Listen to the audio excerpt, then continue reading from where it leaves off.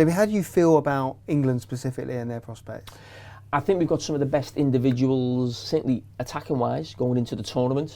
And you're thinking about some of those attacking players won't even make the starting 11. You know, so we will have scope to change, almost like for like, really, if things aren't going well. But I do look at us defensively and look at maybe the 7 or 8 defenders that Gareth's going to take.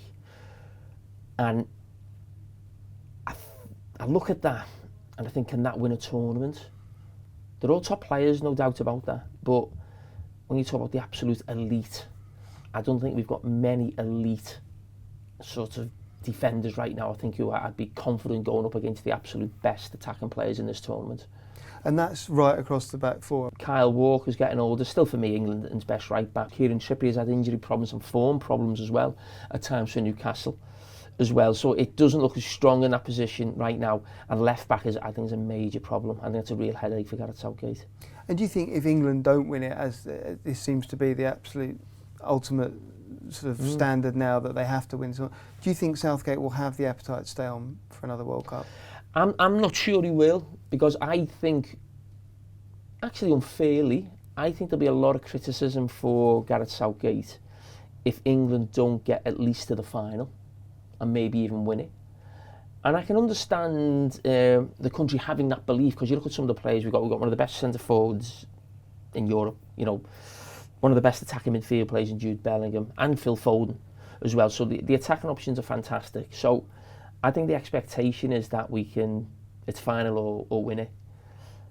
I've predicted that we'll go out in the semi-final to France. I think if that is the actual case, I don't think there'll be any appetite from the country for Gareth Southgate to continue as the England manager, even though for me that might be a little unfair considering, you know, the job that he's done over all the tournaments. But I think we're at that, you know, time now where it's now or never for England. And looking into the future beyond Southgate, you've always been quite clear that you think the English manager has to be English. That's the principle of international football. You stand by that. It has to be.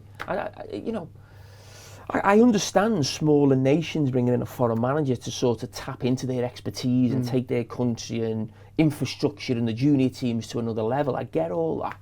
But the top teams shouldn't have foreign managers.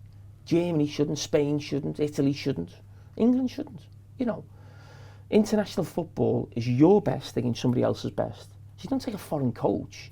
Your best is about your manager being English. Who's the best option available, you know, if Gareth Southgate was to relinquish his duties after the tournament, you're going to get an English manager, no matter where he is. And you think of the success that we've had, and has been success under Gareth Southgate. Gareth Southgate, before he got the England job, was seen as a failed manager of Middlesbrough, who got relegated from the Premier League. But he's still done a great job for England in international tournaments. So you don't need some Champions League winning foreign manager. You know, Gareth Southgate's proved that. And just finally, you've played at 2 World Cups. You were at 2 World Cups and European Championships in 2004.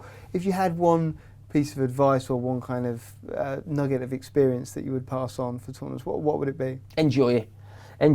I didn't enjoy them enough. I think that was mainly down to the fact that I didn't play as much as I would have liked, but also the team didn't play as well as we were capable of. So there always felt like there was a bit of negativity around the squad in terms of, you know, the reaction to results or games, and rightly so, because we didn't perform. And that is a regret. I can't say I look back at my career and say I loved when I was at the World Cup and this, you know, the atmosphere of it, and took everything in about it, really. And I regret that a little bit.